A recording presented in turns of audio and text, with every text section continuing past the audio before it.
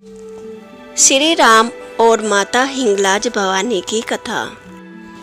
रावण से युद्ध जीतने के बाद भगवान श्री राम अपना वनवास पूरा कर अयोध्या लौट रहे थे। रास्ते में उन्हें एक कुंभोदर नामक ऋषि मिलते हैं। हे दशरथ नंदन, किधर चले? प्रणाम ऋषिवर, मेरा वनवास समाप्त हो चुका है और मैं अयोध्या लौट रहा हूँ। वत्स, अपना राज्य पाठ संभालने से पूर्व तुम्हें अपने पापों को धो लेना चाहिए, तभी तुम एक कुशल राजा बन पाओगे। हे ऋषिवर, इसकी विधि क्या है? कृपा कर मुझे बताइए। यहीं निकट माता हिंगलाज भवानी का मंदिर पड़ता है। मंदिर की यात्रा करो और माता को 108 नील कमल चढ़ाओ। माता रानी की कृपा से तुम्हारे सारे पाप धुल जाएंगे। आपकी जैसी आज्ञा ऋषिवर।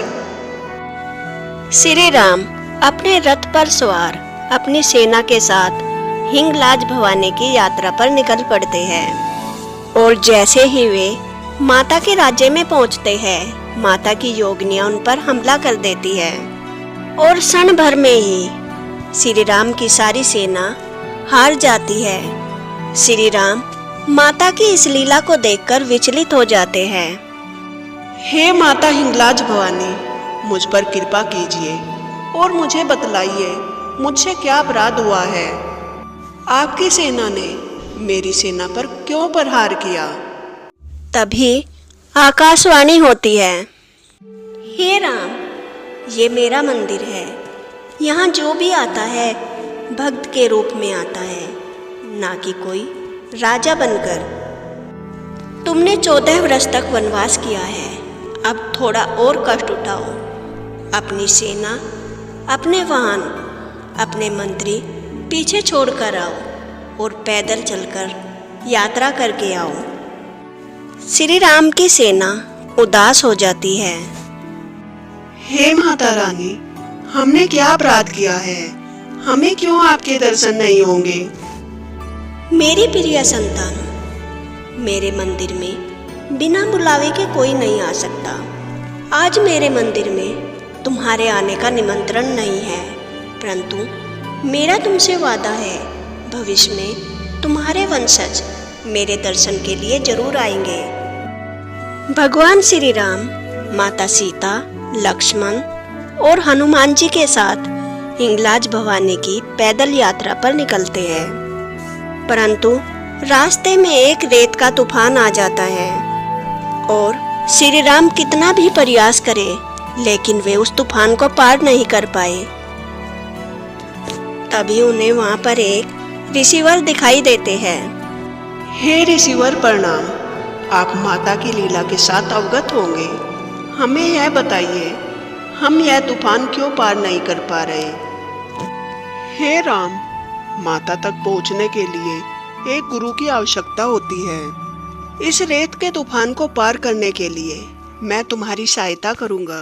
और जैसे ही ऋषि लालू यशराज श्री राम के साथ चलते हैं, वैसे ही रेत का तूफान समाप्त हो जाता है।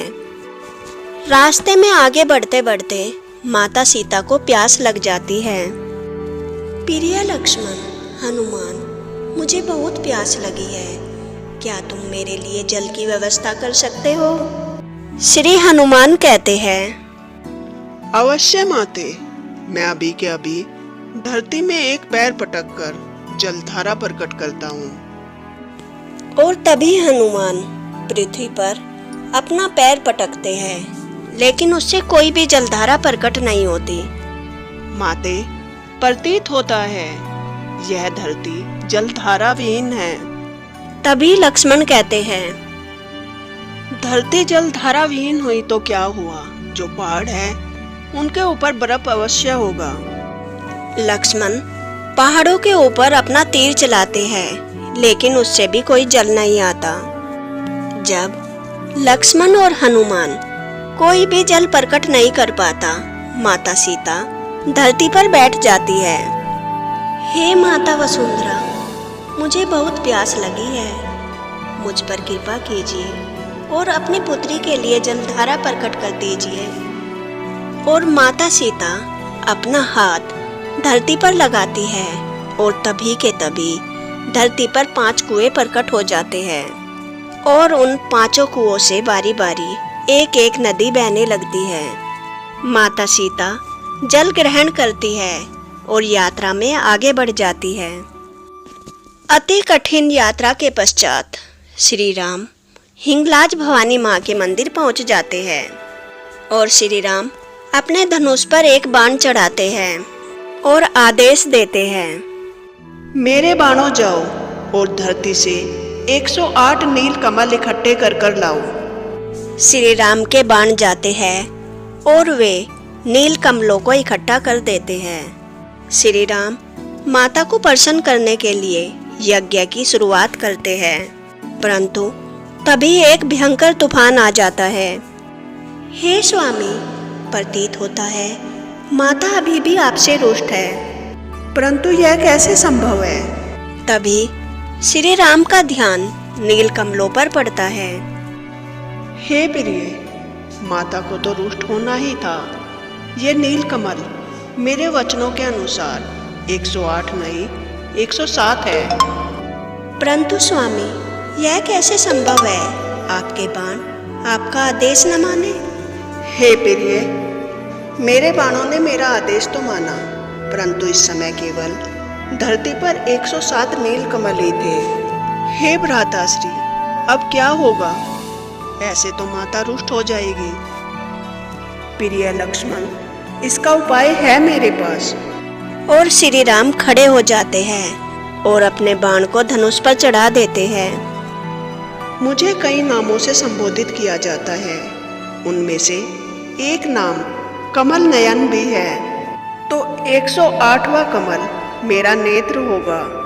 और श्री राम आकाश की तरफ अपना तीर चला देते हैं और जैसे ही वह तीर आकाश से लौटकर श्री राम की आंखों में आने वाला था, तभी माता हिंगलाज भवानी के चमत्कार से वह तीर गायब हो जाता है और तभी के तभी माता हिंगलाज भवानी प्रकट हो जाती है। हे दशरथ नंदन, मैं तुमसे अति प्रसन्न हूँ। मुझे कमलों की लालसा तो कभी भी नहीं थी, मुझे केवल तुम्हारी भक्ति देखनी थी और तुमने यह प्रमाणित कर दिया, तुम्हारी भक्ति सत्य है। मैं तुम्हें आशीर्वाद देती हूँ, युद्ध में तुमने जितने भी सारे पाप किए हैं वह सब धुल जाएंगे। जय माँ हिंगलाज भवानी, जय माँ हिंगलाज भवानी। माता, आपके दर्शन पाकर मैं धन्य हो गया। हे माता, आपको सम्मानित करने के लिए मैं एक कार्य करना चाहता हूँ। क्या आपकी अनुमति है माता? अवश्य पुत्र, मेरी अनुमति है। माता, आपको चंद्र दीपाकर नेत्र धारिणी भी कहते हैं, अर्थात जिसका एक नेत्र सूरज एक नेत्र चंद्रमा हो। और इसी के चिन्ह स्वरूप मैं आपके मंदिर के पीछे की एक पहाड़ी पर सूरज, एक पर चंद्रमा प्रदर्शित करना चाहता हूँ। पुत्र, तुम्हें मेरी आज्ञा है। और यह कहकर माता अंतर्ध्यान हो जाती है। उसके पश्चात श्री राम अपने बाणों से पहाड़ी पर सूर्य और चंद्रमा की आकृति बना देते हैं और अपने राज्य अयोध्या लौट जाते हैं। एक बार भगवान शिव और माता पार्वती सृष्टि की यात्रा कर रहे थे। यात्रा करते करते उन्हें लंबा समय बीत गया था। स्वामी, मैंने लंबे समय से अपने बाल नहीं धोए। मेरे बाल बहुत उलझ रहे हैं। मुझे बहुत बेचैनी महसूस हो रही है। यहाँ पास ही में एक नदी बह रही है। मैं आपकी आज्ञा चाहती हूँ। अगर आप कहे तो मैं एक बार जाकर अपने बाल धो लूँ। अवश्य प्रिय, जाओ, तुम अपने बाल धो लो। तब तक मैं पेड़ के नीचे विश्राम कर लेता हूँ। और माता पार्वती नदी के किनारे जाती है। नदी के पास उन्हें कुछ स्त्रियां मिलती है। अरे बहन, आप यहाँ क्या कर रही हो? अगर आपके पास थोड़ा समय हो तो आप मेरे बाल सुलझा दो। कितने ही समय से मैं अपने बालों में कंघी नहीं कर पाई और इस समय मेरे पास बाल सुलझाने के लिए कोई साधन नहीं है। अगर आप मेरी मदद कर दें तो भगवान आपका बहुत भला करेगा। अरे कैसी औरत हो तुम?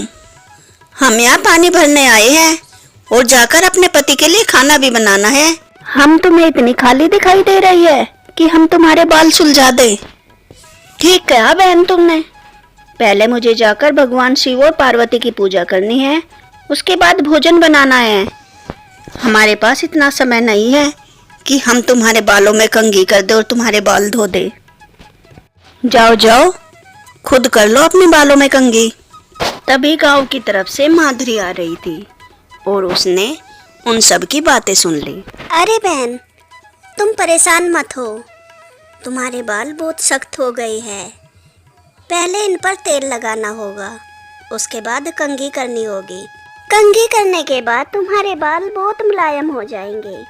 उसके बाद इन्हें तुम पानी में धो लेना। अभी तुम कुछ देर ठहरो, यहाँ पास में ही मेरी झोपड़ी है। मैं वहाँ से जाकर तेल और कंघी लाती हूँ और आकर तुम्हारे बालों को तेल लगाऊंगी। अरे देखो देखो, ये लाएगी तेल और कंघी। घर में तो इसके खाना बनाने के लिए तेल नहीं है और चली है कंघी और तेल लाने के लिए। अरे बहन, इनकी बातों पर तुम ध्यान मत दो, इनका तो रोज का यही काम है। मैं घर से सामान लेकर अभी वापस आती हूँ। और माधुरी अपने घर से तेल और कंघी लेकर आती है। उसके पश्चात माता पार्वती के बालों में तेल लगाती है। लो बहन, अब तुम्हारे बाल बहुत मुलायम हो गए। अब मैं इनमें कंघी कर देती हूँ। अब तुम्हें बहुत आराम मिलेगा और सुकून भी। माधुरी, तुम कितनी दयालु हो और ये अन्य स्त्रियाँ उतनी ही कठोर। ये सब स्त्रियाँ तुम्हारा उपहास उड़ा रही थी, फिर भी तुमने मेरी मदद की। नहीं बहन, मैं इनकी बातों का बुरा नहीं मानती। ये सब तो ऐसी ही है। इनके पास बहुत सारा धन है, इसलिए ये मेरे जैसों की मजाक उड़ाती है। चलो, बालों में तेल तो लग गया, अब मैं कंघी कर देती हूँ। और जैसे जैसे माधुरी माँ पार्वती के बालों में कंघी करती है, माँ को बहुत सुकून मिलता है। और कंघी करते समय कुछ बाल माधुरी के कपड़ों पर गिर जाते हैं और माता पार्वती के बाल उसके कपड़ों पर गिरते ही सोने के बन जाते हैं। अरे ये क्या, ये बाल सोने के कैसे बन गए? कौन है ये स्त्री? क्या कोई ये मायावी है या फिर कोई देवी है? और जैसे ही माधुरी माँ के सिर में कंघी कर रही थी, उन्हें उनके सिर में पूरा ब्रह्मांड दिखाई देता है। और माधुरी माँ पार्वती के सिर में पूरे ब्रह्मांड को देखकर बेहोश हो जाती है। उठो माधुरी, उठो। और माधुरी जब उठती है, माँ पार्वती को उनके रूप में देखकर उन्हें पहचान लेती है। माँ, आप? क्षमा करें माँ, मैंने आपको पहचाना नहीं था, मुझे माफ कर दीजिए माँ। माधुरी, तुम बहुत अच्छी प्राणी हो। तुम्हारे अंदर बहुत ही दयालुता का भाव है। जैसे जैसे तुमने मेरे बालों में कंघी की, मुझे बहुत सुकून मिला, इसलिए मैं तुम्हें आशीर्वाद देती हूँ। जन्म जन्मांतर तक तुम्हें कभी भी किसी चीज़ की कोई कमी नहीं होगी और तुम्हें तुम्हारे पति और औलाद का भरपूर सुख मिलेगा। तुम्हारा घर अन्न के भंडार से भरा रहेगा।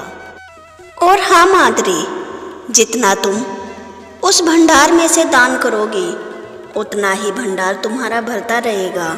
इसलिए हमेशा गरीबों और दुखियों की मदद करना। माता, आप बहुत ही दयालु है, कृपामयी है। हे माँ, आपने मेरे सब दुख दूर कर दिए। जो मुझसे अपराध हुए माँ, उसके लिए मुझे क्षमा करे। और माँ पार्वती माधुरी को आशीर्वाद देकर वहाँ से अंतर्ध्यान हो जाती है। और माधुरी जब अपने घर आती है, उसकी छोटी सी झोपड़ी की जगह बहुत सुंदर घर बना होता है, अन्न के भंडार भरे होते हैं। वह यह सब देखकर बहुत खुश होती है और माँ पार्वती का बहुत बहुत धन्यवाद करती है और अपने पति और बच्चों के साथ खुशी खुशी रहने लगती है। अगर आपको यह कहानी पसंद आई हो तो वीडियो को लाइक करें और चैनल को सब्सक्राइब करें। Thanks for watching. जय शिव शक्ति।